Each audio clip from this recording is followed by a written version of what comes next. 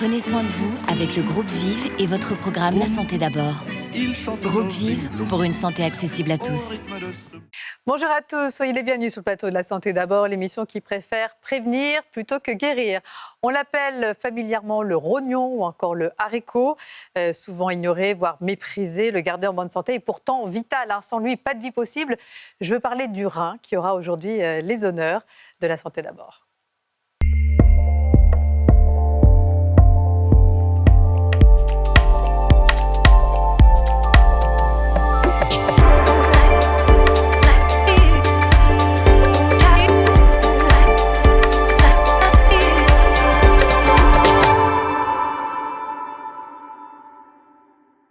Il était temps de rétablir la vérité sur ce petit organe qui n'est pas une simple passoire qui fabrique de l'urine. Je veux parler du rein et vous allez le voir, ses pouvoirs sont tout simplement extraordinaires. Et nous allons vous expliquer comment en prendre soin avec mes deux invités. Docteur Emmanuel Dupuis, bonjour. Bonjour. Vous êtes néphrologue à Paris. Exactement. Et Stanislas Trolonge, bonjour. Trolonge, pardon. Trolonge, oui. Trolonge. Vous êtes diététicien, nutritionniste à Bordeaux. Donc, merci d'être venu jusqu'ici sur le plateau de La Santé d'abord. Mais tout d'abord, les Français ont-ils conscience que cet organe est une des clés de notre santé? C'est un reportage de Marine Kijek et Mathieu Guillot.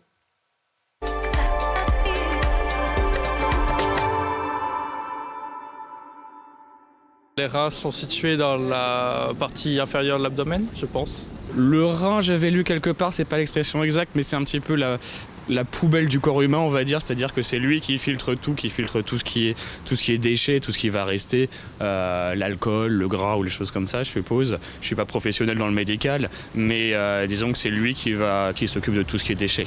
Tout ce qui augmente la tension ou qui la fait baisser, le rein le subit de plein fouet. Donc il ne faut pas être hyper tendu.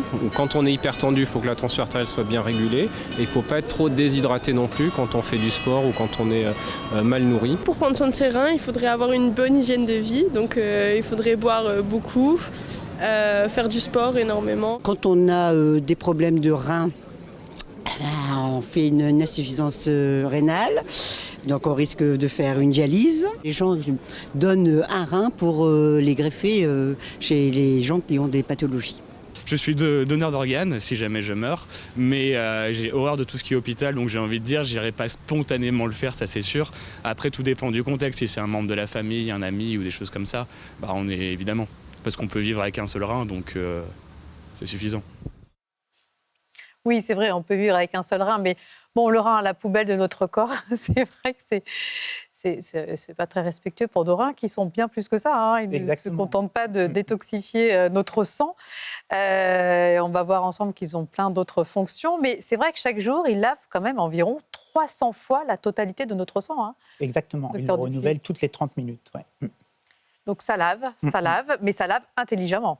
Intelligemment. C'est pas juste un filtre passif. C'est un filtre qui équilibre. Voilà. Donc il va éliminer en fait les substances qui sont en excès, il va garder celles qui manquent, il va équilibrer l'eau et évidemment il va avoir ce rôle d'éliminer toutes les substances toxiques, en particulier les médicaments qu'on aura accumulés ou certaines autres toxines. Bon, et puis il a d'autres fonctions qui sont moins connues. Il a une fonction endocrine. Exactement. C'est-à-dire qu'il produit des hormones. Oui, c'est lui, par exemple, qui va réguler la quantité de sang qu'on a dans l'organisme. C'est lui qui va favoriser, en fait, la croissance des globules rouges en sécrétant une hormone que l'on connaît, qui s'appelle l'érythropoïétine, la fameuse EPO, voilà, que prennent les sportifs. Cette EPO, donc il va stimuler la production des globules rouges dans la moelle osseuse, mais également la rénine. Et la rénine, donc il va avoir un rôle de régulation de la pression artérielle, donc un rôle majeur. Et aussi dans l'équilibre du métabolisme phosphocalcique, c'est lui aussi qui va réguler la synthèse de vitamine D. Très important, oui. Synthèse de la vitamine D, c'est là effectivement... De vitamine D active, c'est-à-dire... Active, oui, c'est-à-dire que ça permet de transformer la vitamine D en vitamine D active. Donc en cas de maladie rénale, ne pas oublier de donner de la vitamine D. Voilà. On ne peut pas parler des reins sans parler aussi des glandes surrénales. C'est ces petits chapeaux qui coiffent... chacun de nos reins, elle joue un rôle dans la production, dans la gestion du stress en produisant du cortisol, gestion de la tension artérielle, des émotions, du taux de sucre, des réserves de sodium, de potassium. Elle fabrique également les androgènes, qui sont nos hormones sexuelles. Bref, avec nos surrénales, c'est vrai que les reins vont contrôler la plupart des fonctions de notre corps. Hein. Exactement. C'est d'où... on parle de sentinelle de notre santé. Vous êtes d'accord avec ça, Stanislas Trelonge ? Oui, je suis assez d'accord avec ça. Alors, en tant que diététicien, effectivement, c'est un peu moins mon rôle de surveiller ce bon fonctionnement à la fois du rein, mais surtout des glandes surrénales. Mais effectivement, quand l'insuffisance rénale se développe chez certains patients, on a un dysfonctionnement assez majeur qu'on peut voir observer. Oui. Est-ce que la tension est moins bien contrôlée ? Les toxines s'accumulent, d'où le risque d'augmentation d'infarctus, de démence, etc. En gros, si le rein est agressé, les autres organes le seront aussi, à commencer par le cerveau et par le cœur. Exactement. Comme il régule la pression artérielle, en fait, après, il y a un cercle vicieux qui s'installe. Quand le rein est déficient, la pression artérielle augmente, continue d'abîmer le rein, qui lui-même augmente la tension. Donc après, on a un retentissement, en effet, sur les vaisseaux, sur le cœur et sur le cerveau. Bon, et puis le problème, c'est que nos reins sont très vascularisés, donc très exposés aux toxiques, mais également à certaines maladies qui peuvent altérer son fonctionnement. On ne le sait pas toujours. Hein. Tout à fait. Donc les maladies, les maladies principales qui abîment les reins, ce sont l'hypertension artérielle. Oui, donc c'est le cercle vicieux dont cercle vicieux, on en a parlé. Le diabète, c'est aussi parce qu'il agit, il a une toxicité sur les petites artères rénales et aussi sur le filtre rénal. Et pour rajouter qu'il est présent à peu près sur un nouveau patient sur 2 dépisté avec une insuffisance rénale, le diabète. L'incidence est assez marquée. Un patient sur 2 avec une insuffisance rénale, il y a un diabète. Il y a un diabète associé, avec l'hypertension, bien évidemment. C'est vraiment le combo des deux qui est responsable de la majorité des maladies rénales. Et donc diabète, hypertension artérielle, est-ce qu'il y a d'autres facteurs qui peuvent altérer son fonctionnement ? Après, dans les maladies, donc, il y a les maladies glomérulaires. Donc, les maladies glomérulaires, c'est peut-être des maladies de dépôt, c'est-à-dire des dépôts qui abîment le filtre rénal, ou des anticorps, des auto-anticorps, des maladies auto-immunes, voilà, des auto-anticorps qui sont dirigés contre notre propre organisme et donc contre la membrane de nos reins. Oui, parce que... Pardon, allez-y. Et les maladies héréditaires aussi, donc, qui sont assez fréquentes. Et la première d'entre elles, c'est la polykystose rénale. En fait, c'est un développement de voluminokystes dans les reins qui finit par détruire les reins au bout d'un certain temps et qui est la première cause de maladie génétique responsable d'insuffisance rénale. Ce qu'on n'a pas dit, c'est qu'on ne peut pas régénérer un rein. C'est-à-dire quand il est abîmé, ou en tout cas quand les glomérules sont détruites, on ne peut pas régénérer. Enfin, c'est irréversible. Hein. Exactement. D'où la nécessité de préserver les reins. Donc, on ne peut pas régénérer les reins, mais par contre, ils sont capables de faire leur travail jusqu'à, en fait, une destruction de 90% du rein. Donc, quand vous avez encore 10% des unités fonctionnelles des reins qu'on appelle les néphrons, on a à peu près 1 million dans chaque rein, eh bien, le rein fait son boulot. D'où la nécessité de l'aider et d'où la nécessité d'avoir recours à un diététicien ou une diététicienne. Et d'aller voir Stanislas. Je suis montré effectivement parce que par l'alimentation, on peut limiter la génération de déchets issus notamment de l'assimilation des protéines, qu'elles soient animales ou végétales. En diminuant ces consommations-là, qui sont excédentaires en France, il faut le savoir, on permet de repousser effectivement la dégradation finale de ces reins-là et puis d'éviter l'arrivée en dialyse ou de passer par la transplantation quand les reins sont vraiment non fonctionnels.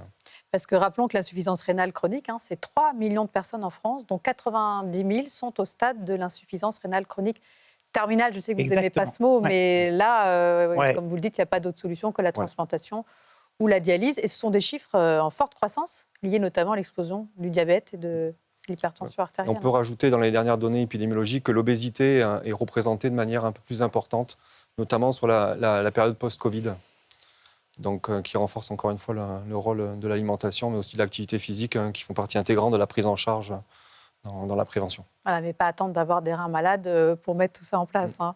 Alors, comment savoir si notre rein est en bonne santé ? Parce que vous l'avez dit, il peut fonctionner même avec seulement 10% de ses capacités, sans forcément... Enfin, j'imagine que quand il est atteint à 90%, on doit commencer quand même à avoir quelques signes particuliers, mais c'est vrai que c'est une maladie qui va évoluer le plus souvent de façon silencieuse, il n'y a pas de douleur.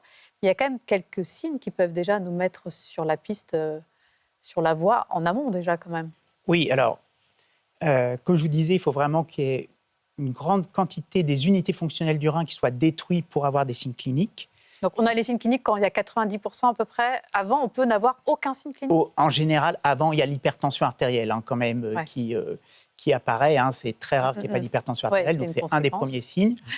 Et après, donc, quand on a 90%, donc, apparaissent différents signes cliniques, à commencer par les œdèmes, donc les chevilles qui ont tendance à gonfler, parfois les œdèmes des paupières le matin. Il peut y avoir un prurite, c'est-à-dire des démangeaisons sur tout le corps.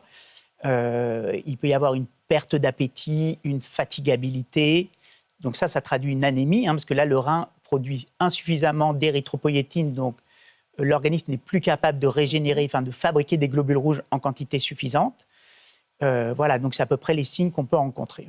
Bon, le problème, c'est que ce ne sont pas forcément des signes très spécifiques. Et autrefois, les médecins sentaient les urines de leurs patients et regardaient attentivement leur aspect. Ils avaient raison. Oui, exactement. Alors maintenant, c'est vrai que désormais, on le fait un peu moins maintenant. Voilà. Mais... On a du dépistage. Voilà. Juste pour revenir sur l'aspect des urines, on peut inciter les gens à regarder quand même leurs urines. Ils peuvent apprendre 2-3 choses. Tout à fait. On peut regarder s'il y a du sang dans les urines. On peut regarder si elles sont concentrées. Il y a aussi les odeurs d'urine qui peuvent orienter vers une infection urinaire parce qu'à l'état normal, les urines sont jaune clair, c'est ça. Elles sont inodores. Plus elles sont foncées, plus elles sont concentrées, ce qui peut augmenter les risques de cystite, d'infection urinaire et de calculs rénaux. Alors, justement, peut-être un mot. Les cystites ont l'infection urinaire. Je pense que les femmes, surtout, connaissent bien ce sujet et on en a parlé dans d'autres émissions. Les calculs rénaux, en revanche, qu'est-ce que c'est exactement et quels sont les facteurs de... Les calculs rénaux, en fait, se forment lorsque la densité devient trop importante au niveau des urines, qu'il y a une agrégation de toutes ces molécules et qui forment après donc, des cailloux, de la pierre. Et il y a plusieurs facteurs favorisant ces calculs rénaux, soit un pH urinaire très acide, soit une consommation, une excrétion un peu trop importante de calcium qui s'agrège avec d'autres éléments qui font qu'on peut faire différents types de calculs rénaux, de lithiase. Et donc après, il y a des précautions, notamment alimentaires, à prendre en compte, avec en premier lieu l'hydratation, de maintenir une hydratation la plus régulière possible. Le premier conseil, c'est de boire et pour ne pas... Un des signes si ces urines sont trop foncées, là, ça peut être un facteur de risque. Si elles sont déjà très foncées, c'est qu'on a effectivement un gros facteur de risque et il faut boire régulièrement, surtout pas forcément des sujets à des calculs. Ça, on parlera tout à l'heure, effectivement, d'alimentation et surtout de comment bien s'hydrater. Si les urines sont mousseuses, c'est présence d'albumine, c'est ça qui ne devrait pas passer dans les urines ? Exactement, ça peut être un des premiers signes de la présence d'albumine. Donc la présence d'albumine, ça signe l'altération du filtre rénal. Et donc, ça signe une maladie rénale. Donc, la première, on en a parlé, c'est dû au diabète, mais ça peut aussi témoigner d'une maladie glomérulaire, auquel cas, après, il faut faire des investigations pour savoir quel type de maladie, et ça peut aller jusqu'à la biopsie rénale, c'est-à-dire on prélève un petit morceau du rein, parce que c'est un organe qui est assez mystérieux. Donc, on a du mal à identifier, parfois avec les tests à notre disposition, quel type de mal est en train de le toucher. Donc, seule la biopsie rénale nous permet d'avoir un diagnostic de la pathologie spécifique, en fait. Puis attention également à certains compléments alimentaires, comme la vitamine C. Alors, la vitamine C... C'est plus vers les calculs rénaux, en fait, effectivement, qui est, surtout la vitamine C en complément alimentaire qui est surdosée, 500, 1000 mg, alors qu'on a des besoins autour de 100 mg seulement. Donc, ça peut favoriser, effectivement, notamment des lithiases qu'on appelle oxalocalciques, où la vitamine C se transforme en oxalate et favorise ces calculs-là. Donc, effectivement, ce n'est pas à prendre sur le long terme. En tout cas, elle a bien compris, l'insuffisance rénale chronique ne peut donner aucun symptôme pendant des années. Et saluons l'initiative, vous en parliez tout à l'heure, du réseau France Rein qui, chaque année, incite les Français à se faire dépister lors de la Journée mondiale du rein. C'est le 2e jeudi du mois de mars, chaque année. C'est un reportage de Michel Olivier.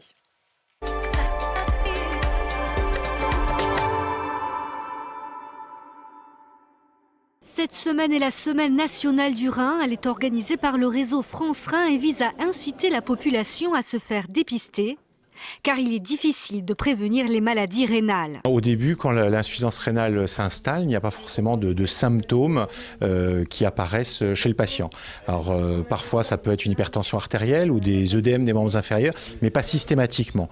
D'où l'intérêt chez certaines personnes à risque de leur proposer un dépistage réalisé par une prise de sang et une analyse d'urine. À Nîmes, le CHU Carmaux a été choisi par l'Agence régionale de santé pour expérimenter un parcours patient. Objectif, améliorer les soins par un dépistage précoce, mais aussi par une prise en charge améliorée. C'est accompagner le patient le mieux possible tout au long de sa maladie. Alors ça veut dire, quand il n'est pas très malade, ça veut dire prévenir pour qu'il ne devienne pas plus malade. Et quand vraiment il est au stade de la dialyse, c'est l'associer au choix de sa dialyse, c'est lui permettre de dialyser à domicile parce que pour lui c'est plus confortable, ça améliore sa qualité de vie. À Toulouse, à l'image d'Octobre Rose, un dépistage gratuit est organisé place Saint-Georges de 10h à 19h jusqu'à samedi. Alors, concernant le rein, il y a aussi un paramètre qu'on peut surveiller régulièrement lorsqu'on fait des bilans sanguins, c'est la créatinine et le débit de filtration glomérulaire. Est-ce que vous pouvez nous en dire plus et quelles sont les valeurs santé? Oui, alors la créatinine, donc, c'est un produit de dégradation musculaire qui est filtré essentiellement par le rein. Il est un peu sécrété, mais il est essentiellement filtré. Et il nous permet de calculer la filtration glomérulaire. Alors après, les normes, vous donnez grosso modo, chez l'homme, c'est entre 50 et 100 micromoles pour la créatinine plasmatique. Ça fait à peu près entre 6 et 12 mg. Mm-hmm. Et chez la femme, c'est à peu près, en effet, entre 36-40 micromoles et 90 micromoles. Voilà. D'accord, 4 et 10 mg. 4 et 10 mg, exactement. Et le débit de filtration glomérulaire? Donc, le débit de filtration glomérulaire, donc, dans la grande majorité des cas, il est calculé à partir de cette créatinine. Donc, ce n'est pas une mesure qu'on fait dans le sang. C'est un calcul qui est fait en fonction de l'âge de la patiente ou du patient et du dosage de créatinine. Et les normes, justement, de ce débit filtration glomérulaire, parce que ça, quand on fait une prise de sang classique, on se dit toujours, créatinémie, débit de filtration glomérulaire, ouh là là, je suis en insuffisance rénale modérée. Exactement. Parce que c'est je crois que c'est inférieur à 60. Inférieur à 60, on est déjà en modéré. On parle déjà d'insuffisance rénale modérée. Ouais. Mais donc, en général, la filtration glomérulaire, quand on est jeune et en bonne santé, elle est à 100 ml minute. Mm-hmm. Mais à partir de 40 ans, chaque année, elle commence à baisser. Elle commence à baisser. On perd 1 millilitre par minute chaque année. Donc, si on a 80 ans et qu'on a 60 millilitres par minute, pas d'inquiétude, c'est correct. Même si dans le tableau, même si dans le tableau, on approche, c'est marqué qu'on est en insuffisance rénale. C'est là où c'est compliqué, pour arriver à identifier les gens qui auront 60 ou un peu moins et qui seront dans le pathologique et ceux qui seront dans le physiologique. C'est là où adresser un néphrologue peut avoir un intérêt. D'accord, pour faire des examens complémentaires. Exactement. Alors, comment garder des reins en bonne santé? Bon, on l'a dit, il faut évidemment lutter contre tous les facteurs qui abîment les reins, l'hypertension artérielle, le diabète, certains médicaments. On n'en a pas parlé, mais il y a des médicaments, on a parlé de la vitamine C, mais il y a des médicaments aussi qui sont néphrotoxiques, qui sont toxiques pour le rein. Oui, on parle des néphropathies iatrogéniques, qui sont effectivement dues à ces médicaments. On peut citer les AINS, les anti-inflammatoires non stéroïdiens, qui peuvent être consommés assez fréquemment et qui peuvent après, sur des longues périodes, induire des insuffisances rénales. Et donc, outre les AINS qui sont vraiment en haut du tableau, donc, auxquels il faut penser en permanence, il y a certains antibiotiques, mais qui nécessitent des ajustements, qui ne sont pas, il ne faut pas s'interdire l'utilisation de ces antibiotiques, mais ça nécessite une surveillance. Et il y a certains produits comme l'iode qui doivent être aussi utilisés avec circonspection. L'iode sous forme de complément alimentaire aussi? Non, l'iode sous forme d'injection. D'injection, on est d'accord. Oui, ok. Quand on doit faire des examens particuliers. Est-ce qu'on a des médicaments qui pourraient ralentir aujourd'hui l'évolution d'une insuffisance rénale chronique? Alors, historiquement, en fait, oui, on a quand même identifié des médicaments qui permettaient de ralentir. Donc, c'était des médicaments, en général, qui avaient aussi une fonction d'antihypertenseur et qui protégeaient la membrane du rein. C'est ce qu'on appelait les sartans, initialement les IEC, puis après les sartans, qui sont à peu près de la même famille. Là, depuis quelques années, il y a un nouveau médicament, une nouvelle famille de médicaments, qui sont les glyphosines, qui sont des glycosuriques, en fait, qui font uriner du sucre, entre guillemets, et qui protègent les reins. Donc, eux, ils vont un peu modifier l'espérance de vie des reins. Donc, ça, c'est une bonne nouvelle pour les patients qui ont une maladie rénale chronique. Voilà, mais rien ne vaut la prévention. Alors justement, comment garder ses reins en bonne santé? Nous sommes nombreux déjà à penser qu'il faut, à juste titre, boire beaucoup. On a tous en tête ce fameux slogan des années 80, « buvez, éliminez », mais en réalité, il ne faut pas boire beaucoup, mais suffisamment. Mais boire suffisamment, ça veut dire quoi, Stanislas ? Clairement, les études montrent qu'en fait, avoir une hydratation autour de 1,5 litre, 2 litres par jour, toutes boissons confondues, semble suffisant. Passer cette quantité-là, le bénéfice n'est plus vraiment démontré. Mais ce n'est pas dangereux. Mais ce n'est pas dangereux en particulier.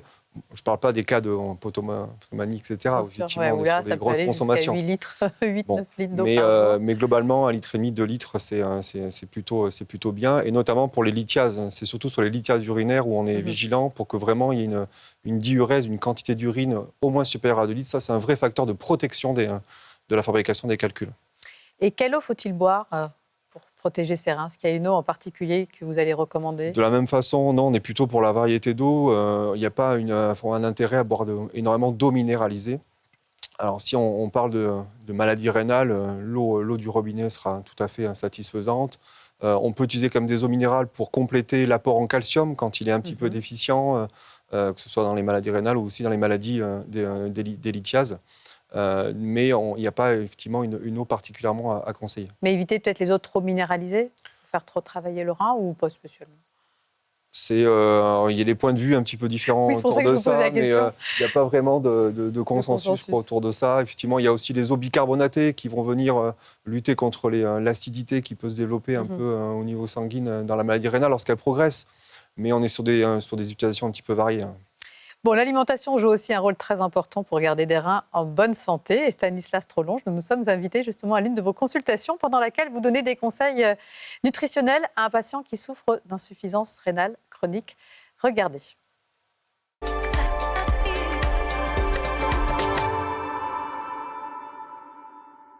Je suis Stanislas Trolonge, diététicien, nutritionniste spécialisé dans les maladies rénales. Nous allons voir une consultation diététique d'une patiente suivie depuis plusieurs années. Conjointement avec le néphrologue, nous assurons un suivi tous les 3 à 6 mois de cette patiente. Donc le déroulé d'une consultation débute par l'analyse des résultats sanguins et urinaires. Donc on va faire le point sur vos résultats d'un point de vue alimentaire. Donc effectivement, là vous n'êtes pas anémié. Et au niveau de la fonction rénale, donc on est stable à 46%. Vous êtes stable depuis plus d'un an au bilan urinaire. Il va être intéressant pour nous parce qu'on peut effectivement voir combien de protéines vous avez mangé, combien de sel vous avez mangé la veille. Je vous remets ces idées quand même de menu. Oui, vous ne me l'aviez pas donné celui-là. Pour varier, ça pourrait vous donner des idées de consommation, de varier un petit peu les céréales et de ne pas tourner toujours autour du riz ou des pâtes. On regarde au niveau de la masse musculaire et de la masse grasse, où vous en êtes ? Ok. D'accord. Bon, la masse musculaire, elle est plutôt sur un bon score.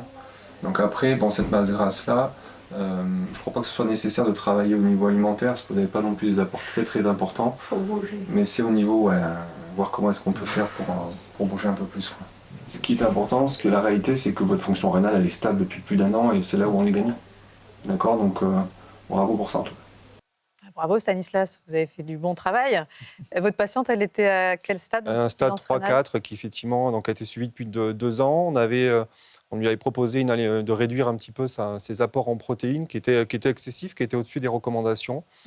Donc ça consiste en fait à réduire un peu la fréquence des aliments d'origine animale et favoriser un peu plus les aliments d'origine végétale qui sont moins protéinés, mais qui sont aussi plus riches en fibres, plus riches en alcalins et donc permettre effectivement de réduire la charge sur le rein. Et puis au final, effectivement, on a moins de déchets dans le sang. L'urémie, le taux d'urée aussi était beaucoup plus bas.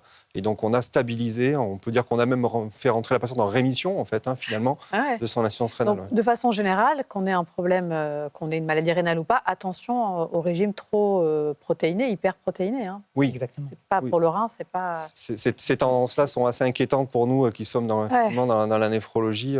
Ça demande un surtravail. Donc quand les reins fonctionnent très bien, il n'y a pas de souci, mais s'il y a une maladie rénale qui n'est pas connue, pas diagnostiquée... Et puis en vieillissant, vous le disiez tout à l'heure... Nos reins vieillissent aussi.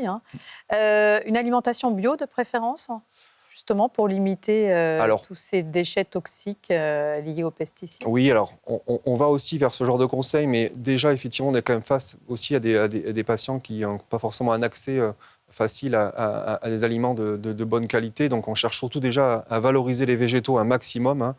Ça c'est un point. Et puis surtout diminuer la consommation qu'on observe de plus en plus importante d'aliments transformés. qui sont bourrés d'additifs, de phosphore, de potassium, de sel bien évidemment, et qui ont un impact sur le microbiote, avec des productions de toxines pour le rein dangereuses. Et ça, c'est du travail supplémentaire. Voilà, on travaille surtout sur ça, et effectivement, quand on peut aller sur le bio, surtout sur les circuits courts, en fait, on essaie de remettre un peu les gens en cuisine et sur des comportements de santé qu'avaient nos parents, nos grands-parents, et qui sont plus sains. Ouais. Et qui a peut-être moins de problèmes, en tout cas de maladies rénales. Un grand merci à tous les deux. C'est déjà terminé. Merci, on a appris beaucoup de choses grâce à vous. Que le rein était petit mais vital, c'est la sentinelle de notre santé. Il ne se contente pas d'épurer notre sang, il sécrète aussi des hormones essentielles à notre santé. Les deux grands ennemis de notre rein, on le répétera jamais assez, le diabète et l'hypertension artérielle. Attention également à certains médicaments, les AINS, notamment les anti-inflammatoires non stéroïdiens. Rappelons qu'on ne peut pas régénérer un rein, même s'il peut fonctionner longtemps sans donner de symptômes particuliers. C'est une maladie qui évolue à bas bruit pendant des années, d'où l'importance d'un dépistage précoce et régulier, surtout si on a des facteurs de risque. Voilà, un grand merci à tous les deux. Merci à tous ceux qui m'ont aidé à préparer cette émission. Et puis merci à vous de nous avoir suivis. Et je vous donne rendez-vous très bientôt pour un prochain numéro de La Santé d'abord. D'ici là, prenez soin de vous.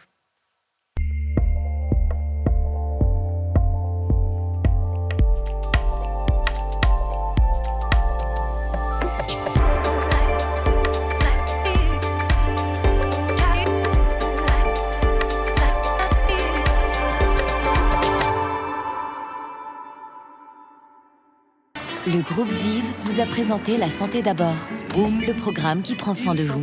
Groupe Vive pour une santé accessible à tous.